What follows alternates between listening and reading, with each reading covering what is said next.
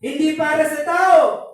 Sigurado rin ng Diyos sa gantimpala na ibibigay sa iyo. Walang alinlangan. Kaya nga sabi rito mismo, hallelujah, ng awit 37 verse 25, sa teksto nating binabanggit, mula pagkabata, ngayon tumanda na.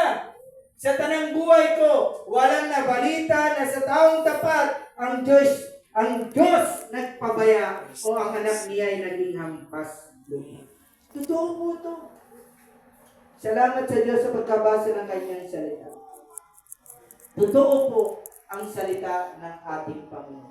Sa tagal ko na po, Kristiyano, sa tagal ko na po sa fellowship, sa tagal ko na po mananampalataya, hallelujah, dito ko nakita talaga na walang pinabayaan ang Diyos sa taong tapat.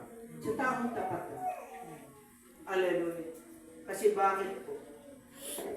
Bigyan ko kayo, spread your imagination. Lakihan ninyo ang inyong pananaw. Ang